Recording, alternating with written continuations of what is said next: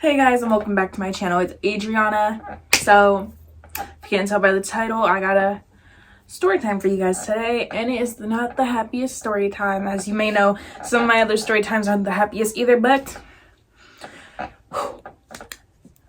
hope you guys are ready to hear this. I am not telling this because I hate my family. I'm not telling this to get attention. I'm doing this because I want to spread awareness about like physical abuse and to let people know like, hey, stuff like this does happen. You're not alone if it has happened to you. So that's why I'm telling this story. And I know my family is not going to be happy about me telling this, at least not my dad's side of the family. But I know some of his friends may not be happy, people that know him and know the situation, but this is my story. It's my right to tell. I'm not using anyone's names in the first place, so they have no reason to be mad. And if you do know my family, don't go attacking anyone. So that's all I gotta say. But let's get into it. So this happened 2 years ago. So it's 2021 now. So this probably was like summer of 2019, I think.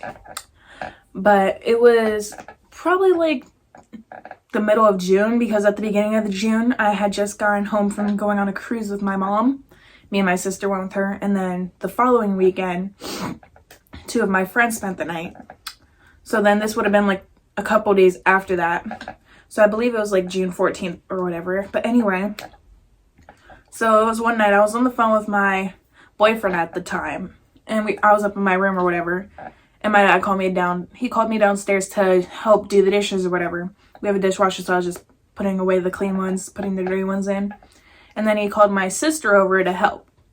Now, I'm not the one being abused in this story, but my sister's autistic, which is why I'm the one that's going to tell this. Let me put this camera up some so y'all can see my whole face. But yeah, so we came downstairs. I was doing the dishes and she started putting away dirty dishes, even though I told her, hey, can't put those away. They're dirty. You got to put them in the dishwasher. But she wasn't listening to me. So I called my dad over. I said, Dad, Cameron's not listening. My sister's name is Cameron. And he came over and he was like, stop putting those away or whatever. He yelled at her. And my dad had his belt over his shoulder because that's what he would use to, beat us. He hadn't beat us in a while, though. Like, he had been in anger management, which I was so proud of him for because he was genuinely improving. But it was like once my little brother Tegan came into the picture. Okay. Had to fix the camera. Like I was saying, it was once my little brother Tegan came into the picture because we hadn't been in, like, contact with him, like, since he was born. I hadn't known him until then. Once he came into the picture, my dad became more like, his anger management didn't really help him anymore. But yeah, he had his belt over his shoulder and he yelled at her. He said, stop putting those away or whatever. And my sister wasn't listening. So he yelled at her again. And I was standing, so he's in like the doorway of the kitchen. She's over in the corner by like the shelves and stuff. And then I'm right next to the dishwasher, which is like, in between the two. But like against the wall or whatever. But her response was to grab a bowl and throw it at him. Mind you, it didn't even hit him. My dad that night was drinking. And how do I know this? Because he had one of his like glasses in his hand. Not like an actual bottle, but a glass. And they're like, how do you know it wasn't water? How do you know it wasn't juice or whatever? He had bottles sitting out on the counter. If you looked at our basement, there was a bunch of bottles down there. My dad is an alcoholic. But that's besides the point. I'm pretty sure he was drinking, which made it even worse. Because I feel like if he wasn't drinking that night, it wouldn't have been as much as it was. Because I feel like that night he didn't really know what he was doing completely. He thought, oh, I'm not hurting her like that. She's fine. So yeah, his response was to grab the belt and start beating her. And it went on for a minute. I was standing there. I was just kind of like, it's like one of those awkward moments. If you have siblings and you've ever been like they've ever gotten beat, people raise their children different ways. But if you've ever had your sibling getting beat and you've seen it or heard it, it's kind of like that awkward moment where it's like, what do I do? Do I just leave? Do I stand here? So I just kind of stood there. And then she started hitting him back because the belt had hit her in the face. So my sister's instinct was to fight back, as I'm pretty sure anyone else's instinct would be too. Because if that was me, I probably would have too. But she started hitting back, which made him hit her even more. And then I just kind of backed out of the kitchen because I didn't want to get caught in the midst of the two fighting back and forth. So I move out into like the dining room, which is like right next to the kitchen. And I'm standing there because I'm just like, oh my gosh, this is going to be bad. So I'm just standing there. And they end up fighting their way out into because there's a tiny hallway. There's the stairs that go upstairs, and then there's like kitchen, dining room, and they're in like a tiny connecting hallway, So they come out there where I can see or whatever, and they're fighting. And at one point, he had his arm around her neck like this. So I didn't know if I should like defend her. That's my dad. It's like respect. I shouldn't be getting in the middle of that. So, and I was scared too. So I was just kind of standing there like, what do I do? I was shaking. I was just like, oh my gosh. So they were going back and forth. And then he ended up pulling her to the ground like that. And they were wrestling and, whatever on the floor. He wasn't hitting her at all. Not that I saw. He was just trying to restrain her. But in a very aggressive way. Like there was no need for that. And it ended up, I don't remember if she was laying on her stomach or on her back. I think she was laying on the floor on her stomach. I'm pretty sure. Or maybe, I don't remember. But either way, he was on top of her. And her voice sounded muffled. And she said, I can't breathe. She said that a couple times. And I was just standing there. I wanted to cry. Like I was just in shock. Because, you have the fight or flight instincts or you just kind of freeze. So I was frozen there. And when she was saying that, like, I was dying inside because I was like, I wanted to help her, but it's, it's a hard situation. So I just kind of stood there. And I think it was 2 times my dad threatened to kill her when he was sitting on top of her, holding her down. He threatened to kill her. He said like something like, if you ever do that again, I'm gonna effing kill you. But I know twice he said that. And then he also threatened to send her to a mental hospital because my sister had been in a mental hospital before for about a week or 2. It was probably longer than that. I don't remember exactly, but she was there to get her medication fixed because, autism and like ADHD and other stuff, we had to figure out her medication because other reasons, but yeah. And he threatened to send her back there. And I'm sure that wasn't easy for her. It wasn't easy for any of us because, that's my sister. I missed her. She missed us. It was kind of sad. But he threatened to send her back there too. He said, oh, you're effing crazy. I'm gonna effing kill you. I'm gonna kill you.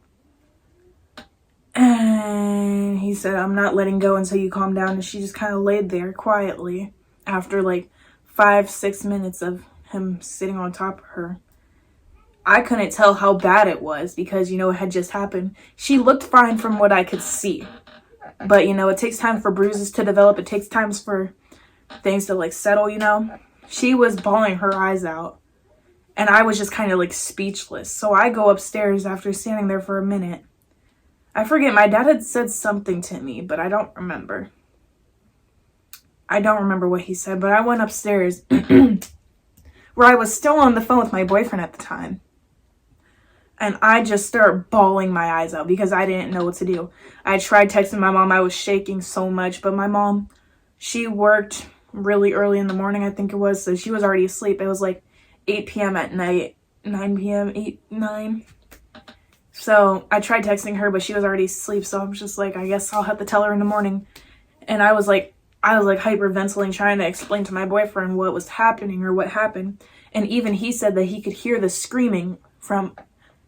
my phone was upstairs in my room, which was probably above the dining room. Yeah, my room is above the dining room, but he could hear it.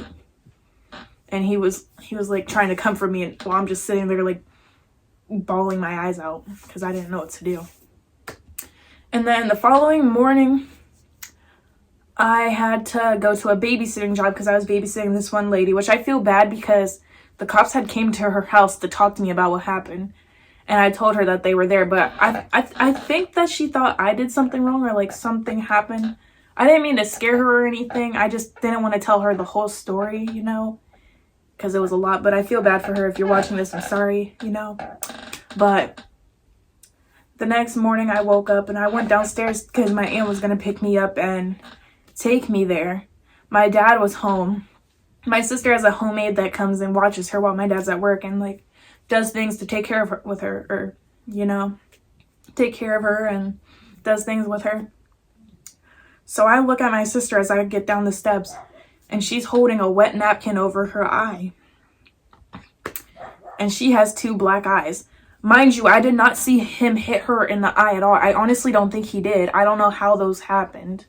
But she had 2 black eyes. Her eyes were red. And she had belt mark across her face. Like, I can explain this, but I can't even show you. I don't want to show you guys a picture. Like, it's literally that bad. Like, it was terrible. She had a line going around her neck from his arm for how tight he was holding her. I'm pretty sure there were a bunch across her back. Like, it was terrible. Another thing I wanted to mention, because I'm editing the video now watching it, is about the thing around her neck.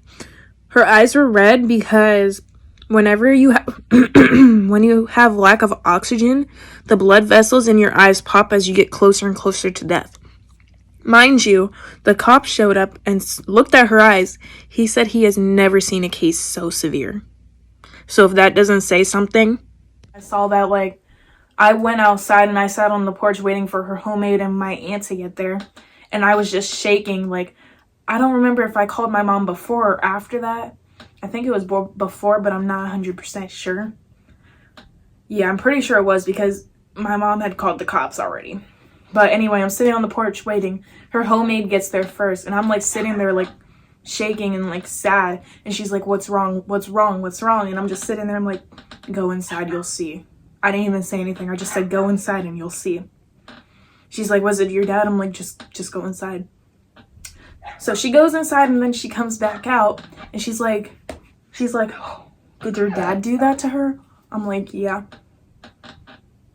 And I just told her what happened and yeah, she was even shocked. Like, it's so bad. But so that happened and then my aunt picked me up.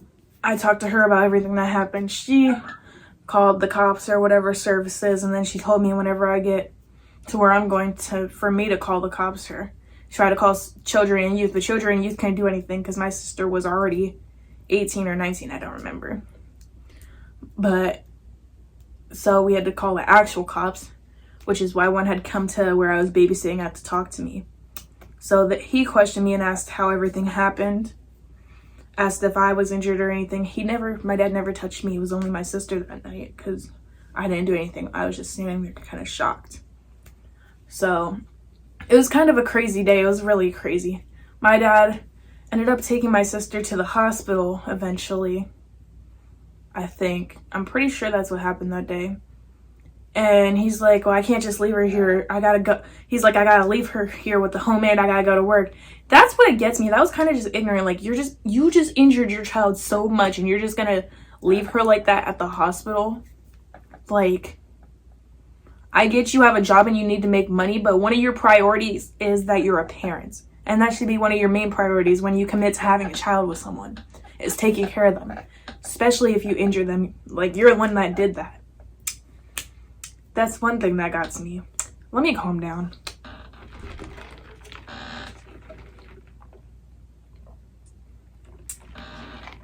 But yeah, that day was crazy. And then my dad calls me. He's like, what did you tell the cops? I said I told them the truth about what happened. He's like, I was just trying to restrain her. Like, there's a difference between restraining and, like, trying to kill her. You literally threatened to kill her, you know. But then my aunt one of my aunts on my dad's side called me, because I have like 4 on his side and then 1 on my mom's side. One of his sister called me. She's like, why would you call the cops? Like, it could have been handled in other ways. Until you see the picture, don't tell me what to do. So I ended up sending them pictures and then that's what shut them up. You shouldn't have doubted me in the first place. I know my sister, and as her sister, it's my job to protect her.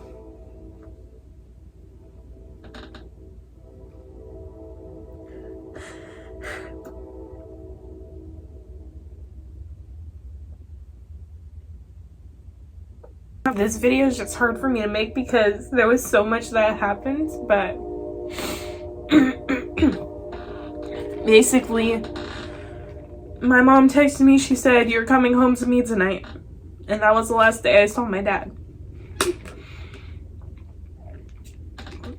My dad, after all the court and stuff, it took about a year of lawyers and court and getting his court date and everything. We got a PFA, which is like a restraining order, so we can't see him. And my dad went to jail. I forget how long the sentencing was, but he's actually out now. He got out a couple months early, probably from working and being good while he was in jail or whatever, but he ended up going to jail. But another hard part that was about this for me, like, I regret not helping my sister, because I was the only one there that could have helped her, but I didn't because I was too scared. And if you can't tell by me crying, I'm not lying about this story like this. I'm telling 100%. This is my side of the story, how I experienced it. I don't like crying in front of people, but, you know, this is a really hard thing for me because I'm actually traumatized by this. Like, even if it didn't happen to me, I'm still traumatized because I witnessed it. Like, I'm gonna be honest, I'm scared of men. I'm a little antsy around some men, you know. Sometimes I get dreams about it. And like the sound of like belts and like belt buckles, those trigger flashbacks because my dad used to use belts. And I'm not saying all this to be dramatic. I'm telling the truth. But another part that got to me was whenever my dad finally did get sentenced and go to jail, my dad's side of the family started bashing me. Not all of them, but some. My one cousin, he messaged me. He said, "Man, that's messed up what you did to your pops." He said, basically, "Don't ever talk to me. We're not family anymore." I did what I had to do to protect my sister. And I said to my cousin, I said, "Man, fuck you." You know, I'm sure my aunt that my cousin lived with showed him the picture too. So if after seeing that picture and you're still on my dad's side, I'm not asking you to pick sides, but if you're still defending him, you're fucked up. Because I did what I had to do to protect my sister. And one way or another, the cops would have found out eventually because of how bad the bruises were. So you can't even blame me for that. Because one way or another, he would have been where he is. And do I think he got what he deserved? Yes. They were saying, "Oh, he could have just been out on probation." No. I'm so tired of stuff being pushed under the rug and nothing being done about it. My dad abused me and my sister for years. We had bruises. Did children and youth ever do anything about it? No. And that's the hard truth. Children and youth sucks. The only time they'll do something is whenever someone's about to die or already is dead. And even one of the caseworkers agreed with us. That's what it's going to take for us to move back with our mom. And even they said it. And were they wrong? No. But if something could have been done beforehand, we would have never had to go through that. But yeah, sorry if this is like a lot to take in, but this is my side of the story, and you know, I don't care if my family doesn't like this video. This is my true side of the story. That's what I experienced, and you know, y'all can defend my dad, y'all can be on my side. I don't care. It's not about sides, it's about what actually happened, and to spread awareness that things like this do happen. My sister's fine now. It was hard for a couple weeks because when we moved in with my mom, we would go out to eat every weekend on Saturdays. It was our tradition. And my sister had bruises and like black eyes, so people would give us weird looks like we were the ones who did it to her. And that I was embarrassed to be out in public with her because of all the bruises and people staring.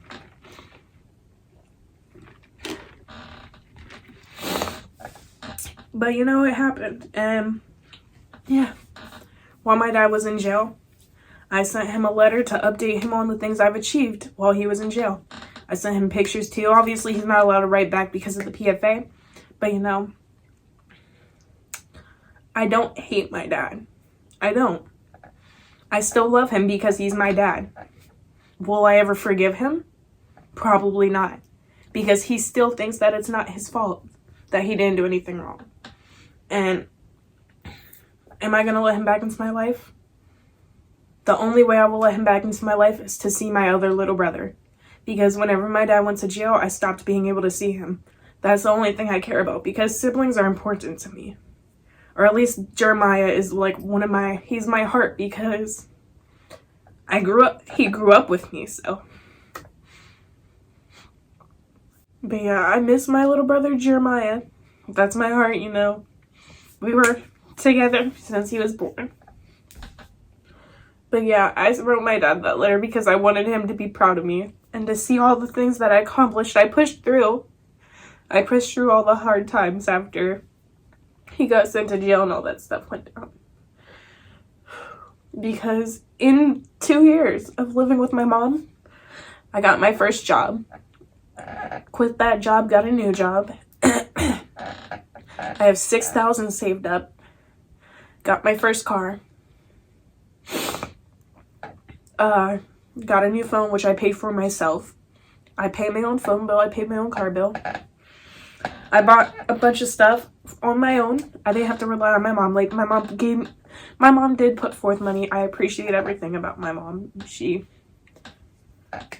did a lot for us, but I've worked for what I got, you know, and I did what I had to do. So yeah, that's my side of the story. So, I don't want to end this on a negative note, so pause it for a second to give myself a second to breathe. But I hope you guys enjoyed the video. That is my true side of the story. Abuse does happen, and it is important to try and do something about it before it can go too far. If it doesn't work, at least you tried to have something done about it, because children, you know, they don't always take action, as you can see in my story. We lived with my dad for what, 3 years? No, not 3. 3 or 4.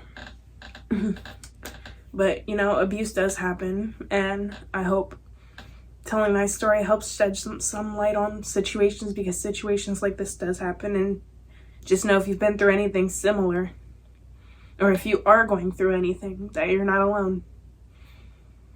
So yeah, bye.